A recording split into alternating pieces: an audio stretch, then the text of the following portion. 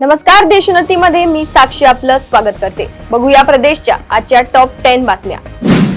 महाराष्ट्रासह देशात कोरोना रुग्णांच्या संख्येत झपाट्याने वाढ होत असल्याचे बघायला मिळत आहे। राज्यात काल 6 जून रोजी 24 तासांमध्ये 98 नव्या रुग्णांची नोंद झाली असून पुण्यात 42 आणि मुंबईत 37 ऍक्टिव्ह केसेस असल्याचे समोर आले आहेत। शिवाय या दोन्ही महत्त्वाच्या शहरांप्रमाणेच राज्यातील इतरही जिल्ह्यात रुग्णांच्या संख्येत झपाट्याने वाढ होत असल्याने ही चिंतेची बाब मानली जात आहे। सध्या महाराष्ट्रात 577 सक्रिय रुग्ण असून प्रशासनाकडून योग्य ती कारवाई घेतली जात आहे। डिनो मोरिया प्रकरणावरून नितेश राणेंनी पुन्हा एकदा ठाकरे कुटुंबाला टार्गेट केलाय। उद्धव ठाकरे यांचा मुलगा पावसाळ्यात जेलची वारी करू शकतो असं म्हणत मंत्री नितेश राणेंनी आदित्य ठाकरे यांच्या अटकेचे संकेत दिलेत। डिनो मोरिया प्रकरणात होणाऱ्या कारवाया आणि प्रकरणावरून लक्ष विचलित करण्यासाठीच ठाकरे बंधूंच्या एकत्रीकरणाची चर्चा असल्याचेही राणे म्हणाले आहे। व्यवसाय शिक्षण व प्रशिक्षण संचालनालयाने राज्यातील कौशल्य शिक्षण देणाऱ्या ITI मधील विविध अभ्यासक्रमांचे सुधारित वेळापत्रक जाहीर केले आहे। सुधारित वेळापत्रकाप्रमाणे विद्यार्थ्यांना 26 जून पर्यंत अर्ज करता येणार असून प्राथमिक गुणवत्ता यादी 30 जून रोजी जाहीर करण्यात येणार आहे। तसेच पहिली गुणवत्ता यादी 9 जुलै रोजी जाहीर करण्यात येणार आहे। पुण्यातील बापदेव घाटात एक तरुण मित्रासोबत फिरण्यास गेला होता। त्यावेळी त्या तरुणाच्या बॅगेत हुक्का पॉट आढळल्यानंतर त्याच्यावर कारवाई करण्याच्या धमकीने पोलीस कर्मचाऱ्याने 28,000 रुपयांची खंडणी उकळल्याची घटना घडली। या प्रकरणी कोंढवा पोलीस स्टेशन मध्ये विक्रम लक्ष्मण वडतिले असे गुन्हा दाखल झालेल्या पोलिसाचे नाव आहे। पोलीस कर्मचाऱ्यावर गुन्हा दाखल होताच पोलीस खात्यातून निलंबित करण्यात आले आहे। उद्धव ठाकरे आणि राज ठाकरे लवकरच एकत्र येतील असा ठाम विश्वास संजय राऊत यांनी व्यक्त केलाय।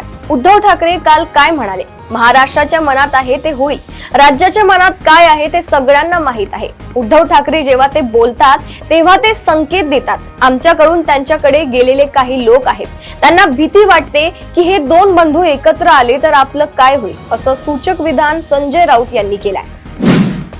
माओवाद्यांच्या हिंसक विचारसरणीला बळी पडून वाट भटकलेली पावले आयुष्याच्या सायंकाळी आत्मसमर्पणाकडे वळली। ज्या हातांनी हयातभर सुरक्षा दल व निष्पाप नागरिकांवर गोळ्या झाडल्या त्याच हातांनी 6 जून रेशीम गाठ बांधली।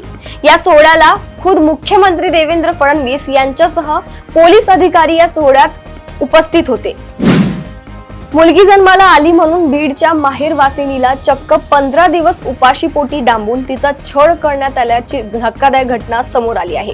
सुसंस्कृत मानल्या जाणाऱ्या पुण्यात हा प्रकार उघड झालाय। संधी मिळताच महिलेच्या बाळाला घेऊन विवाहतेने आपल्या माहेर बीड गाठलं आणि बीडच्या शिवाजीनगर पोलिसात तक्रार दिली। या प्रकरणी सासरच्या 4 जणांविरुद्ध गुन्हा दाखल करण्यात आलाय।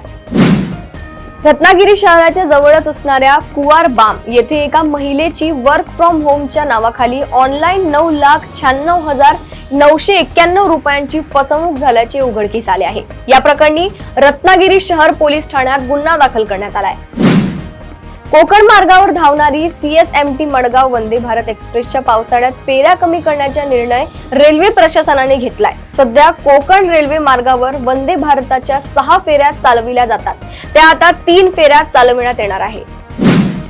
शासकीय वैद्यकीय महाविद्यालय रुग्णालयातील कॅन्सर बाधित गरीब रुग्णांवरील उपचारासाठी मागील 7 वर्षांपासून रखडलेल्या लिनियर ऍक्सिलेटर यंत्राचा खरेदीचा मार्ग मोकळा झाल्याचे दिसून येते। सरकारने या यंत्राच्या वाढीव निधीला मंजुरी दिली आहे। आता हे यंत्र 35,82,64,000 रुपयांमधून खरेदी केले जाणार आहे। प्रदेशातील अशाच टॉप 10 बातम्या जाणून घेण्यासाठी बघत रहा देशोन्नती। नमस्कार।